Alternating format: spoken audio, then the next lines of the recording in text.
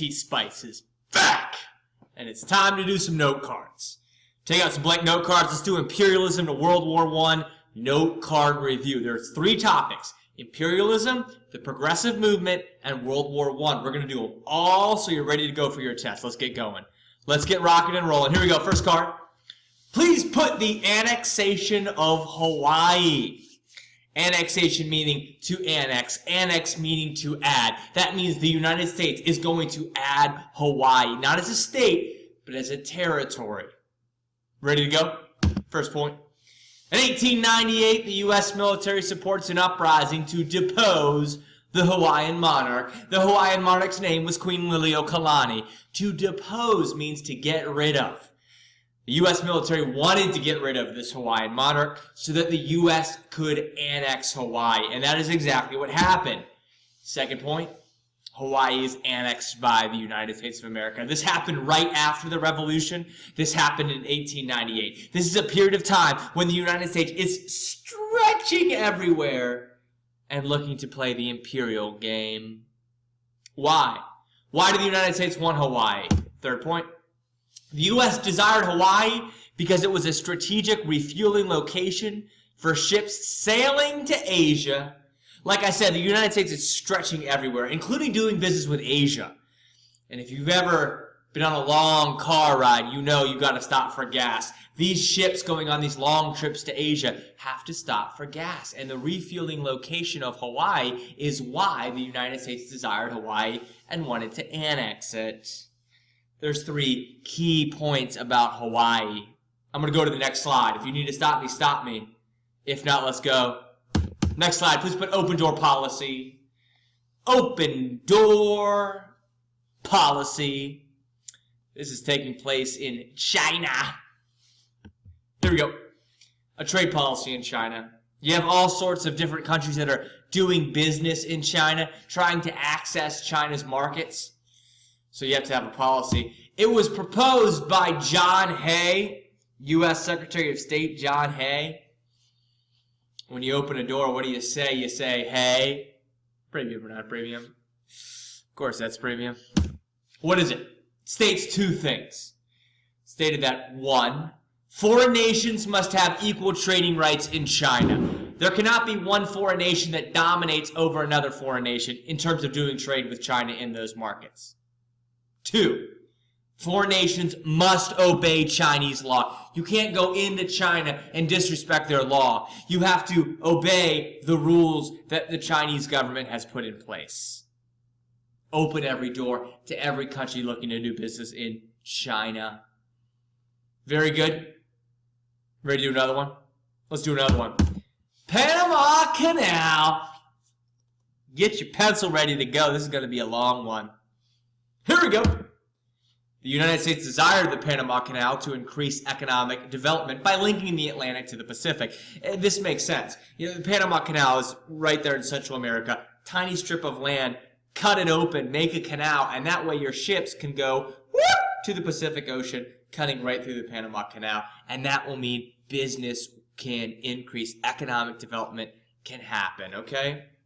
All right.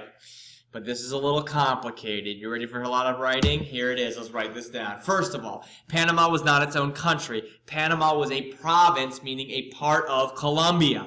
The U.S. wanted to get access to the land. Colombia said no. So the U.S. encouraged Panama to declare independence. They said, have a revolution against Colombia. We'll support you. And that's what happened. Panama got rid of Colombia. So then Panama won independence from Colombia. So then what did the United States do? What was the whole reason for supporting Panama? Well, the U.S. then negotiated the Canal Treaty with Panama, saying, hey, sign right here. Let's write a piece of paper out that says we're going to build this dang canal. And now they got that treaty signed, and then the Panama Canal was built. And that is how the Panama Canal is constructed. And the U.S. president who was really getting all this done was Theodore Roosevelt. Teddy Roosevelt was influential in getting the Panama Canal built. It was his dream. It was him that was getting the treaty, making sure the treaty got done, making sure that the U.S. supports Panama and their movement against Colombia. So the United States and the world really gives Theodore Roosevelt credit for the Panama Canal. Let's do one more. Then a little quiz. Do one more. If you're still writing, pause me. If not, let's go. Let's do dollar diplomacy. Dollar bills. Y'all. This is the policy of President William Howard Taft. TAFT. Comes right after Teddy Roosevelt. And it urged banks and businesses to invest in Latin America, to invest money, to invest dollars. That's why it's called dollar diplomacy. You know, Latin America is basically anything south of the United States. That includes Central America and South America. Promised that banks and businesses, now, you're telling these banks and businesses to invest in Latin America. Well, they would say, what if there's a revolution and I lose my entire investment? It says the U.S. military would intervene if unrest threatened their investments. That the U.S. military would make sure that those investments were safe. And this is an example of dollar diplomacy. William Howard Taft's policy in Latin America, urging banks and businesses to invest their dollar bills, y'all, in Latin America. Great. It's quiz time. You know what to do. Quiz time. One quick thing. I really want you to study the cards. You know, during this quiz, fold the card, the piece of paper, like hot dog, half, and look at one and say, open door policy. Who was, and then flip it over and look at it. Go back and try to memorize a card and flip it. And set your alarm. Set your alarm for 2 minutes so you can look at all these cards. What should we listen to for 2 minutes? You know, I'm thinking about listening to Summit. Or should we listen to Ripples? Summit, right? Do you agree it's Summit? I think it's definitely Summit, okay? So you set your alarm for 2 minutes. I am going to be reading the definitive history of the American Revolution. Let's do it. Take out a piece of paper.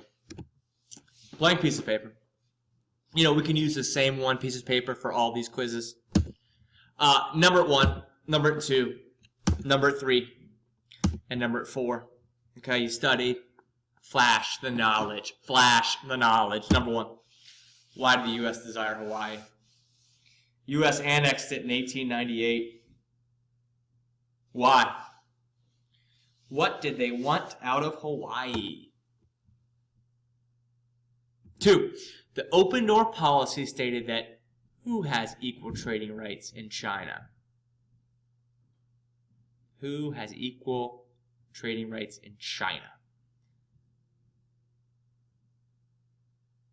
3. Which U.S. president was influential in the U.S. obtaining the Panama Canal?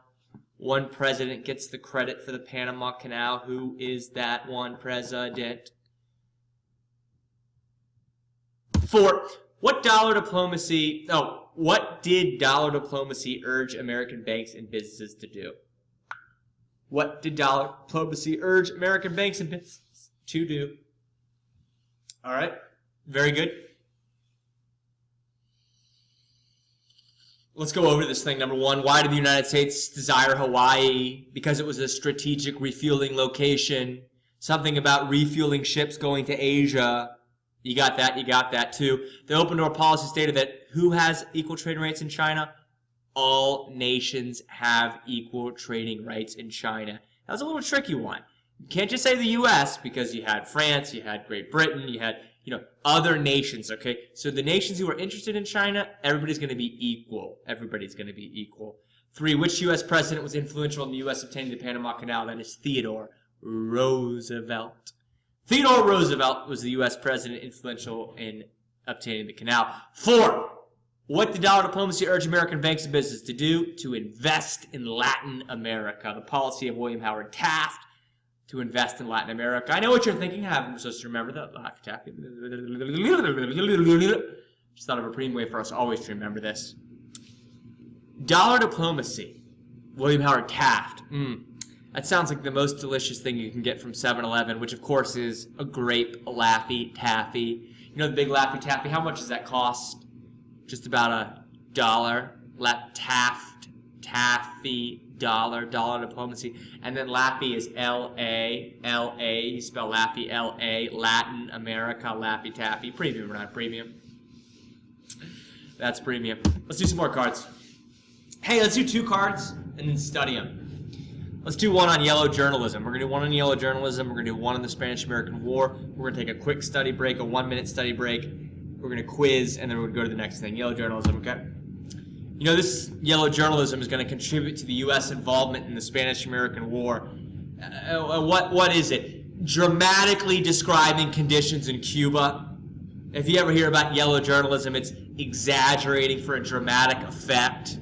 And it was done in the situation in Cuba. Cuba was a colony of Spain, and there was a Cuban revolution that was being suppressed by the Spanish in brutal ways.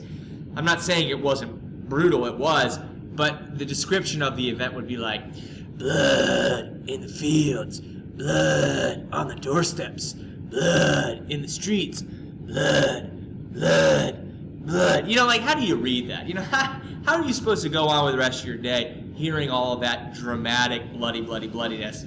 So it gets people fired up, right? And it encourages the U.S. to enter the Spanish-American War. It's also used in describing the sinking of the USS Maine. The sinking of the USS Maine, which happened in the Spanish Havana Harbor next to Cuba, strongly influences the U.S. decision to enter the Spanish-American War. The USS Maine was an American warship. It actually wasn't sunk by the Spanish. It turns out it was likely an internal explosion, but the yellow journalists used it as an example to get war to happen in the Spanish-American War. And like they used to say, remember the Alamo, they said, remember the Maine, to heck with Spain. All right, speaking of heck with Spain, let's do the Spanish-American War. Quick card. We're going to do a quick card on a quick war, an extremely quick war. Got the Spanish-American War? Cool. In 1898 is when this happened. It was an overwhelming U.S. victory in the Spanish-American War. It was like any situation where the Spanish went up against the Americans. It was bad for the Spanish. As a result, they surrender. And then there's some annexation that's going to happen. The U.S. is going to add land. They annexed Puerto Rico. They annexed the Philippines. And they annexed the tiny island of Guam. Notice Hawaii is not there. Hawaii is separate, different, totally different thing. Those 3 areas were all controlled by Spain, and so when Spain lost, the United States would annex those territories, okay? You know, Cuba is not annexed, right? Even though we said Cuba was kind of the reason that the war got going. Cuba was declared a protectorate with the U.S. having the right to intervene in Cuban affairs. This was done in an amendment called the Platt Amendment. And what it stated is that if there's any issues in Cuba, the United States can just get involved. They have a free hall pass to get involved whenever the heck they want to in Cuban affairs. So Cuba's not entirely independent, but they're also not a colony like Puerto Rico, or a territory like Puerto Rico, Philippines, and Guam are, okay? Okay? Quick study break. Let's do a 1-minute study. Take out your phone, set it for 1 minute. I say we listen to Silk. Agree? How beautiful is that? That is so beautiful. I love it, I love it, I love it. Study for a minute. That 1 minute I'll be reading the definitive history of the American Revolution. Let's do it. Let's do it. Here we go. Number 1. Number 2. Number 3. Number 4. Let's do it. Number 1. Where do the yellow journalists focus much of their dramatic stories? What were they focused on? What area of the world where bad stuff was happening? Where was that? Number 2. Which ship sinking contributed to the U.S. entering the Spanish-American War? Which ship went down and encouraged the U.S. to enter the Spanish-American War? Number 3, was Hawaii annexed as part of the Spanish-American War? Was Hawaii annexed as part of the SA War? Yes or no? 4, the United States intervened, and the United States declared they had the right to intervene where? Where did the U.S. say we have the right to intervene? whenever we want to. Here we go. Number 1, where did yellow journalists focus much of their dramatic stories? In Cuba. In Cuba.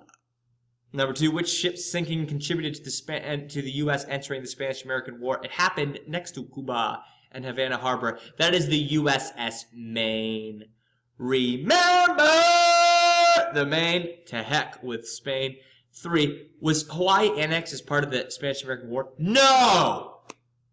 The Spanish-American War territories which were annexed, Puerto Rico, Philippines, and Guam, were previously controlled by Spain. Have we ever talked about Hawaii previously being controlled by Spain? No, it was controlled by Queen Liliuokalani. It has nothing to do with Spain, so don't think that that's Spain. 4, the United States declared the right to intervene where? In Cuba. Did not annex Cuba, said we can intervene when we want to. That was the Platt Amendment. Ready? Do another one? Let's do another one. Let's do another set. Let's talk about a big movement, one of the biggest movements in American history. End of the 19th century, beginning of the 20th century. It's called the Progressive Movement. What are the causes? The cause of the Progressive Movement. I want you to just think about this. Progress. The folks that were in charge of the Progressive Movement, in their minds, wanted to make things better. Okay? So we're looking to make things better according to the progressives, which means the cause of the desire to make things better is bad stuff, right? Bad stuff happened, and now we're going to try to make it better. So any cause of the progressive movement, I want you to think in your head, bad stuff. You ready? Number 1, the excesses of the Gilded Age, income disparity. What that means is during the Gilded Age is when you have the age of Rockefeller, Vanderbilt, Morgan, Carnegie, the super rich, right? The totally, unbelievably, incredibly wealthy. But at the same time, you have a large poor population, including urban poor, these immigrants who are coming over. This is income difference. Disparity means difference. Huge income difference. That the progressives thought, that's bad stuff. We need to fix it. Ready for more bad stuff too? Poor working conditions, including long hours, low wages, dangerous working conditions, and child labor. Okay? And then other economic issues that are all kind of inside of poor working conditions, right? You're not making a lot of money, you're working like a dog. Man, that Rockefeller guy, he's got some real cash, doesn't he? Cause of the progressive movement. Bad stuff. Watch this. Goals of the progressive movement. So what do they want? More bad stuff? No, they wanted good stuff. These are positive goals. If you see these, think, oh, those are the goals. Those are the good stuff. Here we go. Number 1, they wanted government control by the people. They thought that these rich folks had way too much influence on the government, and the people were not getting respected. The people were not getting their rights taken care of. Number 2, economic opportunity for all through government regulation. Hey, everybody has to have a fair shake, right? We can't have these giants controlling an entire industry, having a monopoly. And I know that I can't do anything about it, and you probably can't do anything about it, but the government is strong, right? The government has the power to regulate and then provide economic opportunity. That would be a goal of the progressive movement. 3, the elimination of social injustices. That would be like bad stuff, right? Like child labor, right? Get long hours, low wages. The fact that women can't vote, okay? Those would be social injustices that the progressive movement is looking to fix. Got them all down? Ready for another one? Let's do another one. Let's do state government reforms. Okay, there's 3 types of government, right? There's local government, that's, Fairfax County, right? And then there's state government, Virginia, and then there's national government, the United States of America. Okay? We're dealing with state right now. Number 1, referendums come about because of the progressive movement. Please write referendum, and then write, this is when citizens vote on proposed laws directly. When you go to vote, you're going to vote for, the president you want, the senators you want, but then at the very end, there's going to be these little like things, little laws or proposals, right? And you get to decide, do I want that? Yes. No, I don't want that. Okay? It's like you are, and I underline this right here. I want you to underline right here, referee. Right there. The citizens are the referees. It's like sports. You know, what do the referees do? They make the decisions, right? They see things that happen. They say yes, they say no. This is where the citizens say yes, they say no. And the other one is initiative. You know, an initiative is when a citizen can introduce legislation, but the representatives actually vote on it. Have you ever said, man, why isn't there a law, man, that like, oh, the bathrooms are made out of gold, man. I want that, okay, man. Well, man, what you need to do is write that up as a bill or as a proposal, and then you need to turn it into your state representatives, and they will vote yes or they will vote no. That's you taking initiative, right? You're the one who starts it. That's citizen starting his initiative. Hey, the last one. What if someone is just truly awful? I mean, just hot garbage. You could recall that person. This is when voters demand a special election to remove an elected official from office. This very often happens in state gubernatorial situations, meaning governors. The most famous recall, I think, at least recently, was the recall of Gray Davis in 2004, I believe, when Arnold Schwarzenegger became the governor of California via a recall, meaning getting rid of politicians that are considered to be doing a very poor job. Cool? Cool. One quick little thing, jot this in at the bottom. These reforms are designed to increase the power of people in state government. Remember how we just did, our last card was goals of the progressive movement, and the number one goal was government control by the people. You know, all three of these give the people more power in state governments, because that's, you know, what we're dealing with right here, right? Okay? Okay. Let's do reforms in elections. That was a long card. This is going to be a shorter card. Primary elections allowed citizens to vote directly for the party's nominee. You know, it used to be there'd be party bosses, and they just picked. They just said, we're going to have this guy. Yeah, it doesn't give you a lot of say in your government, right? Primary elections is you get to vote for who you want to be the Democratic nominee, the Republican nominee, right? Okay. The 17th Amendment was ratified, and it said that citizens can directly elect U.S. senators. I know you're like, what? It used to be that you would elect your state representatives, and then they would pick the U.S. senators. You get rid of the state representatives, and now directly you're voting for U.S. senators. What would this do? Well, think about this. If I'm a senator and I only got elected, you know, back in the day by the representatives, I'm going to take care of the representatives. They took care of me. I'm taking care of them, but not the people. If you get rid of them, if I now get elected by all the folks, all the people, I'm going to take care of the people, right? It's designed to make U.S. senators more responsive to the people. The 17th Amendment. And then finally, the secret ballot. This is interesting. You know, a lot of times before there'd be an oral ballot, so, you know, they throw a candidate's name and you had to yell, yeah, I'm voting for that person. No, not that person, right? And people were uncomfortable with that. So then we have private ballots that were designed to prevent this restriction of people's voice in government. Okay? Wow, that was a big one. That was 2 minutes. I think that was definitely a 2-minute one. Remember, fold the cards in half, try to guess everything on the other side, and then see if you get it right. And if you get wrong, study it over and over and over again. Cards are how you learn. Let's do Night Owl. You like Night Owl? I love Night Owl. You know what I love maybe a little bit more than Night Owl? That would be 1776.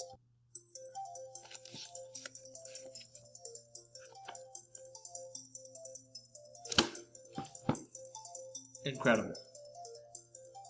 Let's do a quiz. Take that piece of paper out we've been working with. Number 1, number 2, number 3, number 4. All right. 1, 2, 3, 4. 1, 2, 3, 4. Okay.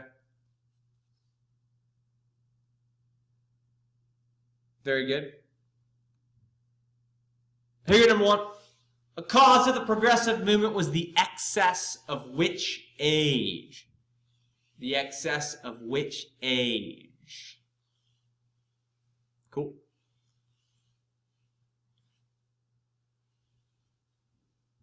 Number 2, the goal of the progressive era was government controlled by the who? Government controlled by the who?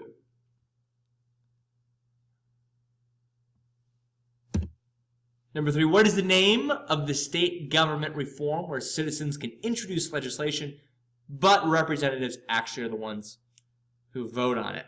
What is that called? Citizens introduce, representatives actually vote.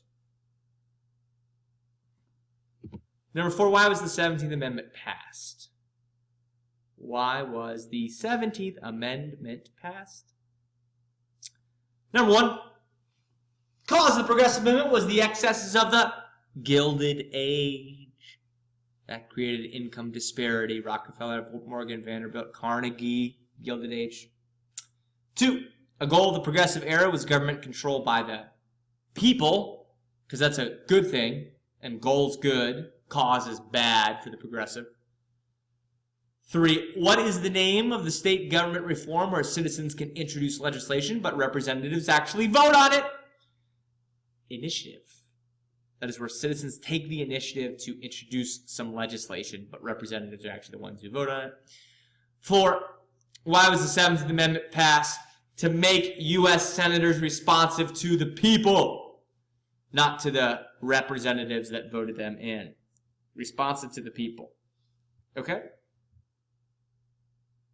All right, here we go. Let's do another one. Let's do some cards. Muckrakers.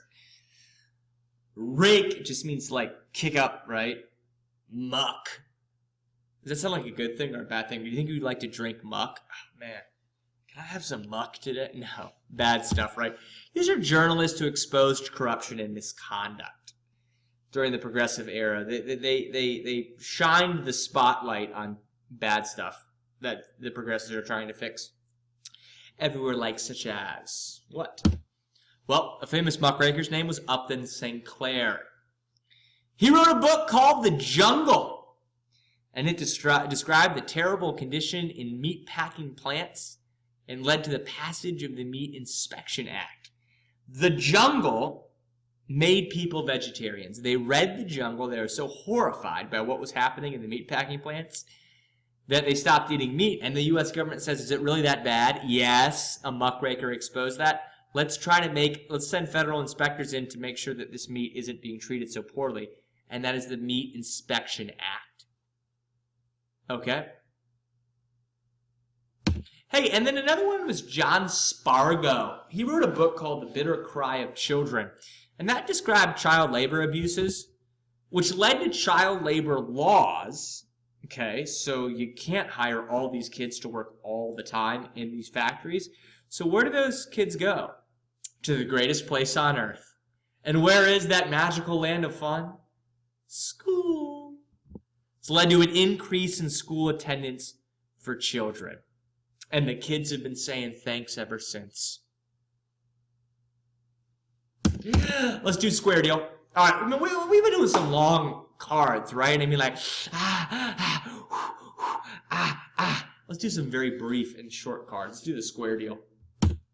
You know, Theodore Roosevelt was president, and his reform program was called the Square Deal, and it regulated business trusts. In this case, when we're talking about a trust, I want you to think of it as a monopoly, all right? As a monopoly. Roosevelt regulated. As a matter of fact, I want you to write that down. It's not on this card. Just write down right here, I want you to put Roosevelt regulator. Roosevelt regulator. I want you to write that down.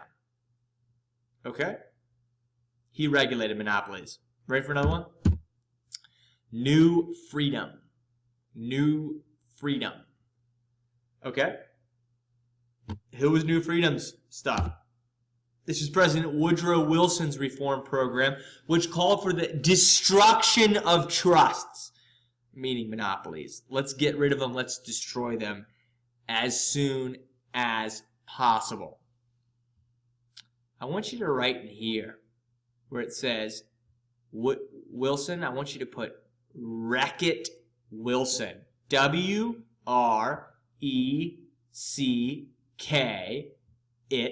Wreck-It, Wilson. Because Wilson wasn't looking to regulate like Roosevelt was. He was looking to wreck it, like Wreck-It Ralph. Gosh, that's a great movie. He was looking to destroy these trusts, and that was his main focus. All right? Super duper good.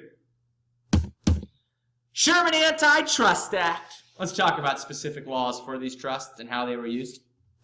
You know, it was in 1890. It was passed in order to prevent businesses that restrain trades. It was passed to take down monopolies. It didn't do the best job of this.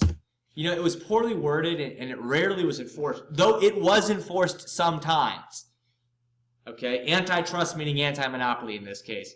But it was poorly worded and it was poorly enforced. But the first one was the Sherman Antitrust Act, okay? Later, another one comes along, and that is the Clayton Antitrust Act. The Clayton Antitrust Act, okay? This expands the Sherman Antitrust Act. Sherman comes first, Clayton comes later. It expanded the Sherman Antitrust Act. Did two things. It outlawed price fixing, and it exempted unions. It said we're not going to break up unions. Unions are necessary for protecting workers' rights. But we are going to outlaw price fixing. You can't just, you and other businesses get together and drive someone else out of business by fixing your prices against them. Okay? All right. Are we good? There's a couple cards with some long stuff in there. I think this is definitely a two-minute thing, right? I want you to play Playtime. Love Playtime. And I also love reading about America's founding in 1776.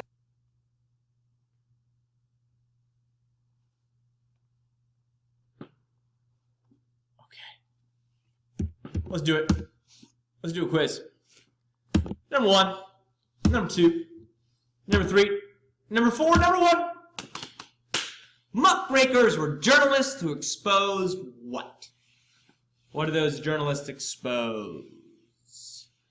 Those muckrakers. What did they expose? Number 2. According to the Square Deal, what should be done to trusts and monopolies?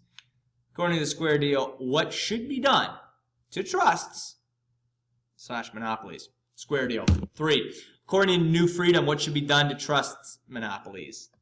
Square Deal versus the New Freedom. Number 4. What was the name of the first antitrust law? Which law came later which expanded this law? List one way the second law expanded the first. Woo! That's a 3-parter right there. What was the first antitrust law?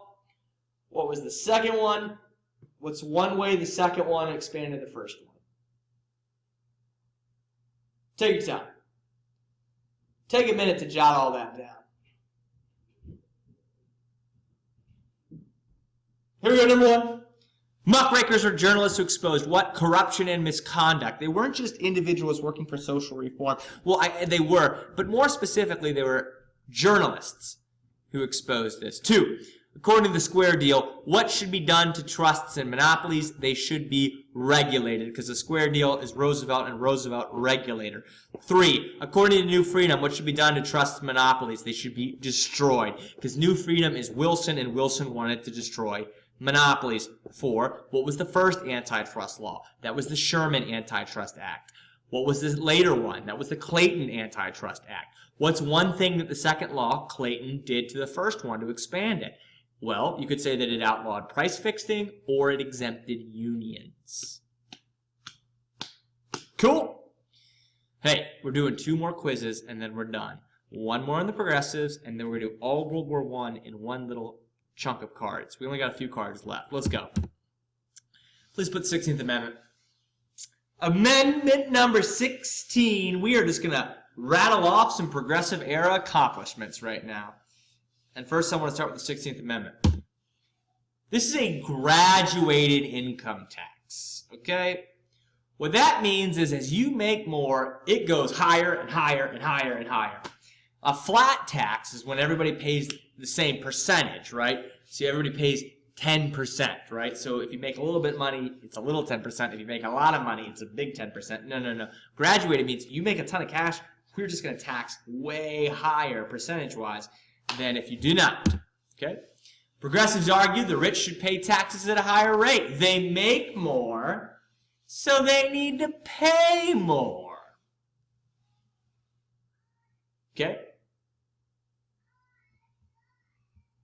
So you need to pay more because you're rich. So say the progressives, cool.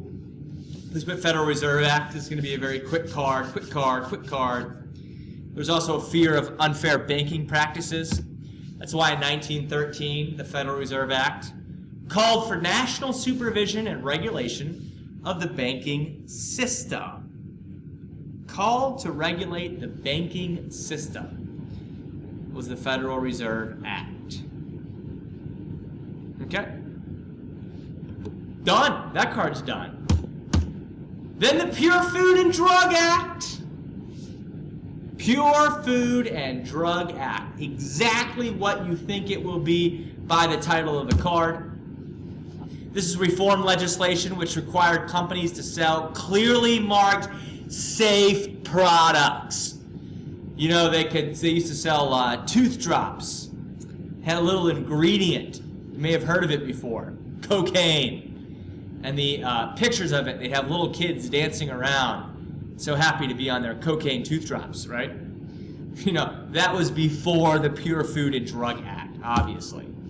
Prohibited consumption of certain substances without a prescription. There was not a lot of prescription-based medicine. It was just buy it, whatever. There was no regulation, or very little regulation. So the Pure Food and Drug Act is trying to fix that. Okay? Go to the next one. Please put 19th Amendment, 19th Amendment, 19th Amendment, 19th Amendment. In 1920, it guaranteed women the right to vote. Women have been denied the right to vote all the way throughout the United States history. They demanded it at the Women's Rights Convention in 1848, where in Seneca Falls, the Declaration of Sentiments, Elizabeth Cady Stanton, remember? Well, now they get it. You know, one reason was Susan B. Anthony's key leadership of the women's suffrage movement. Susan B. Anthony was a very important leader, along with other female activists, but Susan B. Anthony is the most noteworthy.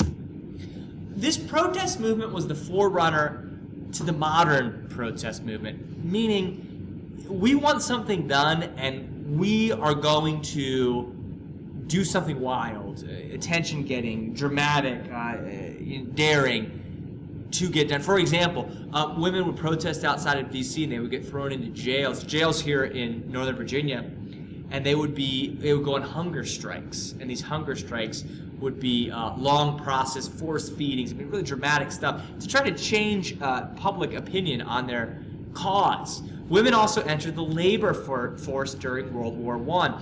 When the men went to fight, the women went to work to replace the men, and that increased, I guess, the value of women to a lot of folks who then changed their opinion on whether or not it was right to give women the right to vote. Cool? Hey, I want you to title this card Premium. Just do it.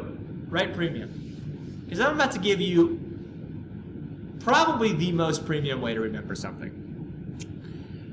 It seems like we've been doing a lot of amendments, right? And how are you supposed to remember it, all of them? Well, let's start with a very lucky number, of course, that's 13. Let's go 13, 14, 15. That's old, right? Free citizens vote, that's Civil War stuff. But we stopped at 15, you know, giving voting rights to African Americans. So we stopped at 15. Let's finish out the rest of the teens. Let's go 16, 17, 18, 19. 16. Tax! This is the income tax. The rich pay more, they've got more money, they need to pay more. Write 16th, write tax. 17th, senators! Who? Wait, what's that? Oh, the direct election of senators? You mean getting rid of representatives, electing senators in order to make the senators more responsive to the people? Yeah. Tax those senators. What do they do, those senators? What do they don't do? Don't drink. Don't drink what? Alcohol? That's prohibition. We haven't talked about it yet. We'll talk about it next unit. Let's use it as a placeholder. I hate these senators who don't drink. I want to tax them. Because guess who they don't drink with? Women. 19th Amendment. Women's rights to vote. If you can remember one simple sentence, which is tax senators who don't drink with women, then you remember the 16th, 17th, 18th, and 19th Amendment. Now I look at you, and I'm going to look right in your eye, and I'm going to say, is that premium, or is that non-premium? That's premium.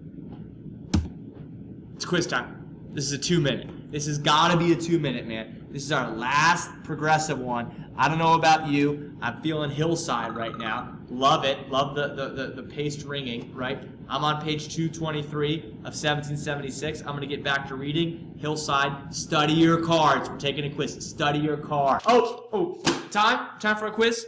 Let's do our quiz. Big quiz. Here we go. Same piece of paper.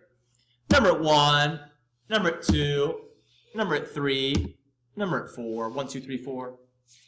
Let's do 4 questions.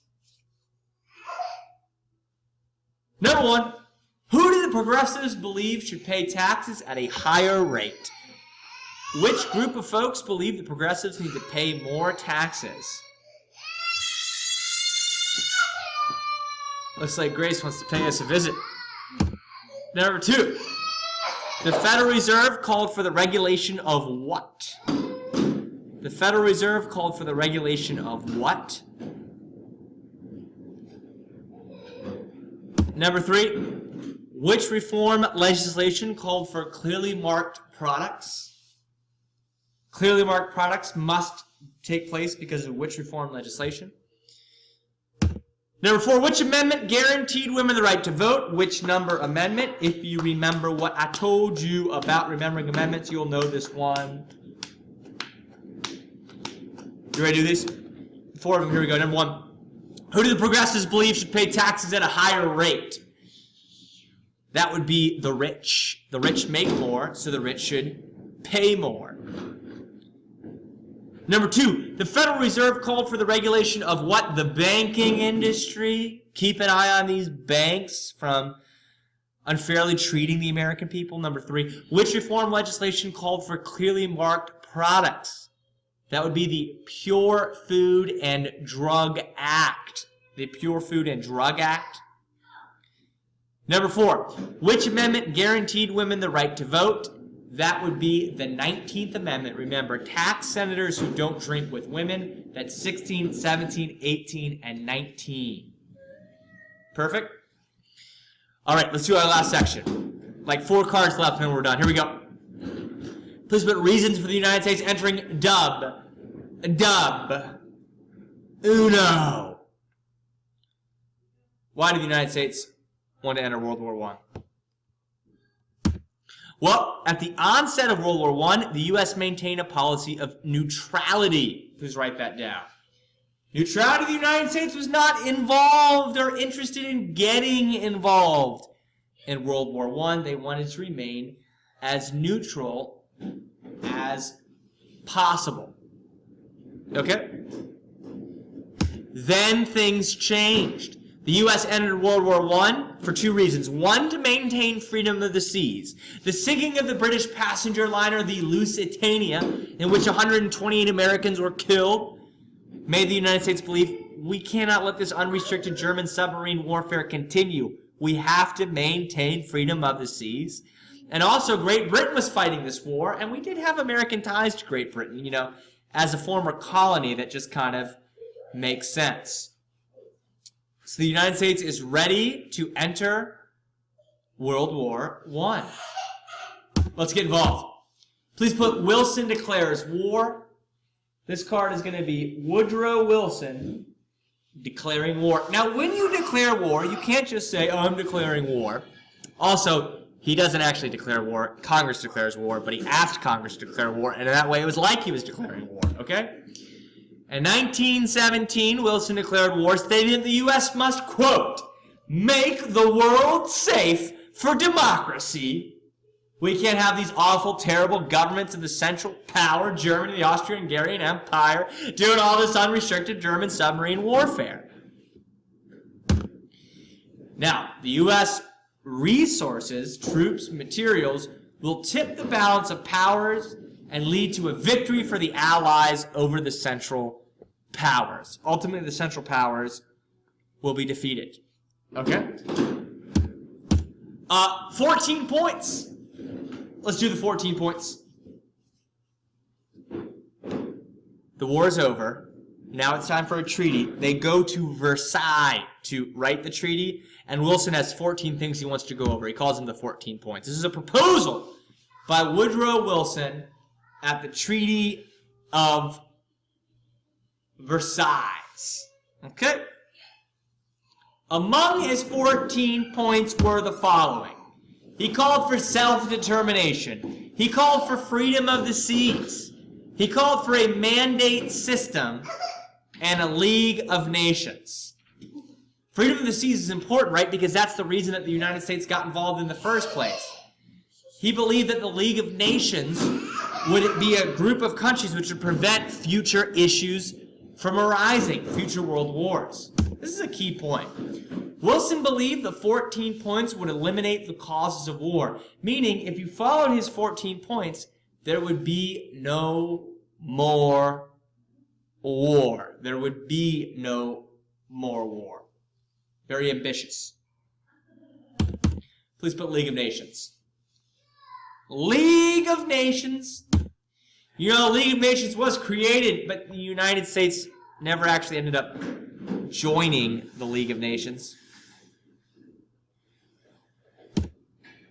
The Senate did not ratify the Treaty of Versailles, which included the League of Nations, because they objected to an international organization making foreign policy decisions for them. They did not want France and Great Britain and former Austro-Hungarian Empire to say, no, we're going to do this or we're not going to do this. The United States wanted to have its own sovereignty, old vocab word meaning the ability to make your own decisions in these situations. So the Senate did not ratify the Treaty of Versailles because they objected to this international organization making these foreign policy decisions. All right, it's quiz time. I'm not even going to read my book. I'm going to pause myself. I'm going to be paused in YouTube land, waiting for you to finish. I think 1 minute will be good. Take 1 minute to study the cards and then do well in the quiz. I'm pausing myself. Unpaused. Let's go. Last time. Number 1. Number 2. Number 3. Number 4. 1, 2, 3, 4. You can bring her over. She can make a cameo. Grace, do you want to read the last 4 questions to our friends studying for their test? Yeah, you want to read them? Okay. Grace is going to read them now. Go ahead, Grace. Take it away. List one reason the U.S. entered World War I. Grace wants to know one reason the United States entered World War I. Number 2. What quote did Woodrow Wilson state when demanding the U.S. enter World War I? We want to know what quote did Woodrow Wilson state when demanding the U.S. to enter dub uno. Number 3, Grace. What did Woodrow Wilson believe the 14 points would eliminate? He believed the 14 points would get rid of something. Gracie, what was it? Okay. One more question Grace has for you. Number 4. Why did the United States Senate reject the Treaty of Versailles?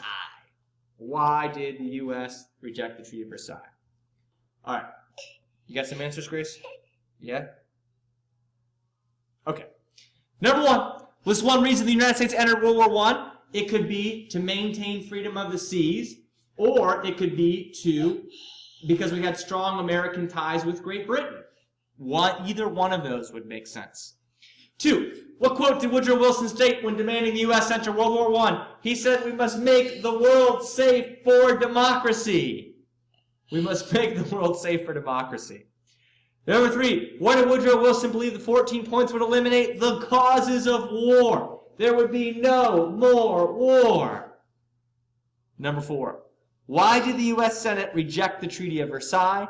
Because it objected to a foreign government making foreign policy decisions for the United States. The United States itself should make foreign policy decisions. So the United States did not ratify the Treaty of Versailles, meaning the United States did not join the League of Nations. Okay, Gracie, we're all done. Hey, keep studying, study hard, study these note cards. Good luck in your test. Gracie, you say bye? You say bye? Okay.